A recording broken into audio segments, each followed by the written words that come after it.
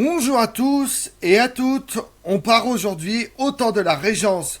En 1719 et 1720, un homme bossu a réussi à faire de son handicap une source de revenus et à devenir célèbre. Histoire portée à l'écran avec Le Bossu, célèbre roman feuilleton en 1857.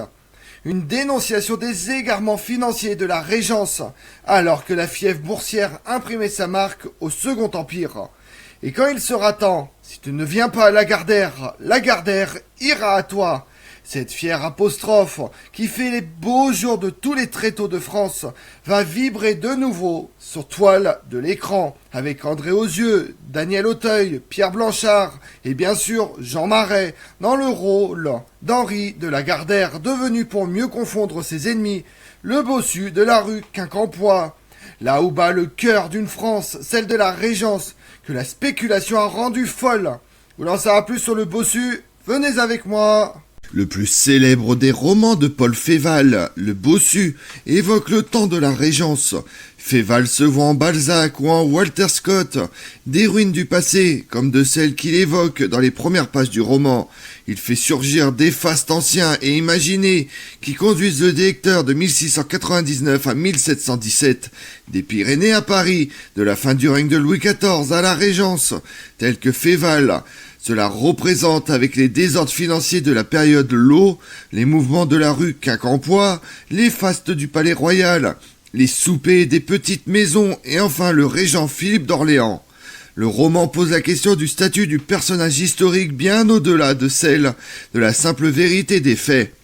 Il apparaît de façon évidente que ce type de personnage n'est pas une simple copie d'un modèle réel, mais le résultat d'un travail sur des textes antérieurs. Le personnage historique de roman est le résultat de la rencontre d'un projet romanesque et de textes à statut plus ou moins historique. Féval évoque et cite même parfois les lettres de la princesse Palatine, mère du régent, les mémoires de Saint-Simon. Il est aussi le résultat d'une réécriture orientée par les désirs et les connaissances historiques du récepteur visé. Ce phénomène se complique dans la mesure où ce roman est aussi un roman populaire et obéit de ce fait à des règles incompatibles avec celles de l'histoire. Selon Michel Nathan, le roman populaire ressasse des certitudes, distinguant très nettement entre le bien et le mal, le pur et l'impur, valeurs situées en dehors de l'histoire et qui ne sont jamais remises en question. De ce fait, toute description fidèle de la réalité semble inaccessible au roman populaire. Les éléments que Paul Féval peut avoir empruntés aux mémoires et correspondances seront, on s'en doute, fortement retravaillés par une double contrainte, être fidèle à l'histoire et à ses sources, tout en créant un monde nouveau organisé autour de contrastes forts et de valeurs simples et immuables. À l'issue de cette étude, la figure du régent apparaît comme la source même de tout l'ouvrage. Et pourtant, cette idée était une bulle de l'histoire qui venait crever à la surface avec ce fantôme de la rue Quincampoix immortalisé par Le Sage dans Tucarette et par Paul Féval dans Le Bossu. Une bulle qui nous rappelait l'un des plus grands scandales de l'histoire de France, la banqueroute de l'eau. Or, ce Bossu a réellement existé. Dessins satiriques, caricatures féroces, gravures de l'époque et témoignages des contemporains de la Régence l'attestent. Le théâtre de ces inventions est la rue Quincampoix. C'est une petite rue très étroite dans le quartier du Marais à Paris où depuis quelque temps étaient installés des orfèvres et des changeurs. Si on y maniait déjà de l'argent, c'était sans bruit ni agitation. Mais sous la Régence, pendant la minorité de Louis XV, avec l'ouverture dans cette rue de la Banque Royale dirigée par le financier écossais John Law, la spéculation atteint des proportions jamais vues. D'origine écossaise, Law avait eu l'idée de remplacer les espèces, les pièces d'or et d'argent par des billets en papier, dont la contre-valeur est garantie par une réserve métallique. Certains, prévoyant que le terrain de cette rue monterait à haut prix, s'emparent de toutes les maisons à louer aussi bien que des appartements. On n'en accepte même pas les greniers et les caves. Un savetier qui travaillait sous 4 planches s'avise de métamorphoser sa petite hutte en bureau qu'il garnit de plusieurs petits tabourets pour y faire asseoir des femmes que la curiosité attirait dans cette place. Voyant que cette idée lui réussissait, il abandonne son métier pour fournir des plumes et du papier. Son attention dans ce nouveau métier lui a valu jusqu'à 200 livres par jour dans le fort des négociations. La spéculation donne la fièvre à la rue Quincampoix.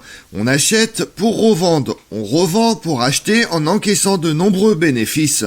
Tout se passe très vite. Au milieu de cette frénésie, un petit bossu fait fortune.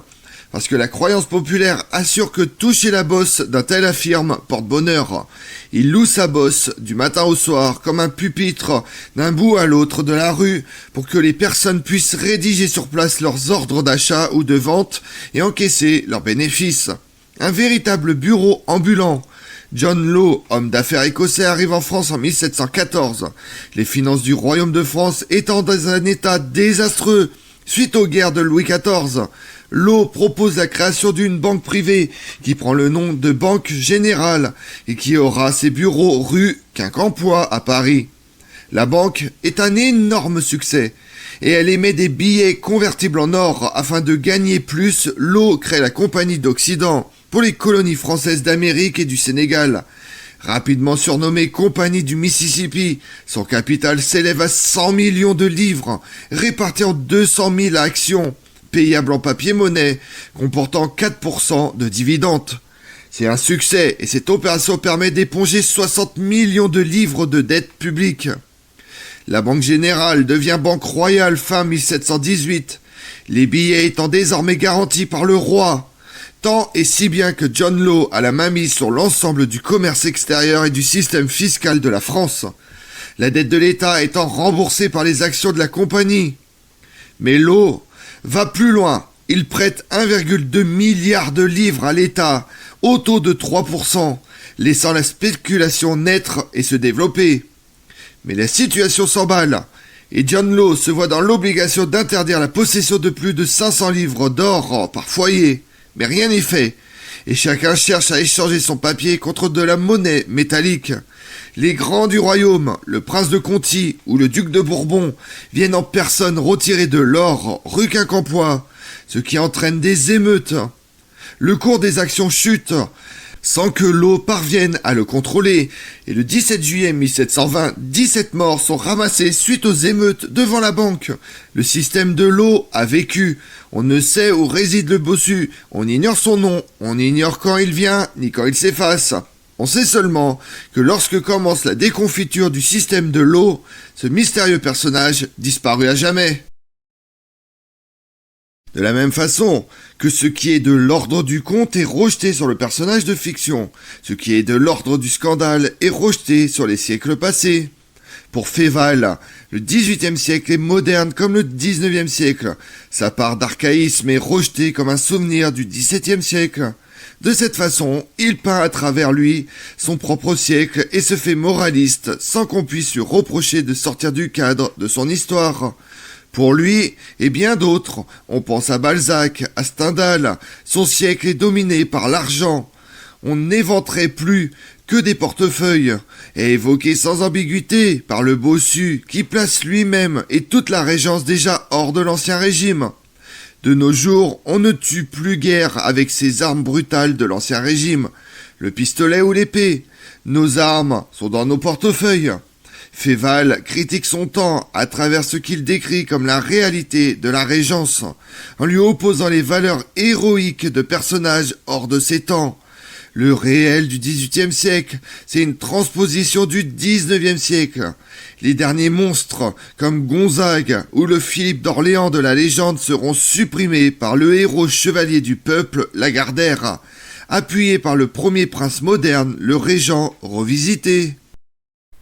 Comme on l'a vu, au milieu de cette frénésie financière, un petit bossu fait fortune. Parce que la croyance populaire assure que toucher la bosse porte bonheur.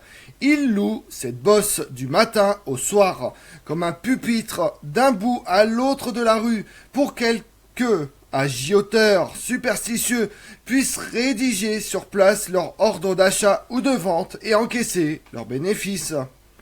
Un véritable bureau ambulant. On ne sait où réside le bossu, on ignore même son nom. On ignore quand il vient ni quand il s'efface. On sait seulement que lorsque commence la déconfiture du système de l'eau, ce mystérieux personnage disparut à jamais. Je vous remercie d'avoir suivi cette vidéo en ma compagnie. Si vous voulez connaître mes autres vidéos, retrouvez-moi sur ma chaîne YouTube Tout sur l'Histoire avec Damien, mais également sur les réseaux sociaux Twitter et Instagram, Histoire Damien. Et pensez à liker, commenter et vous abonner. Je vous remercie à tous.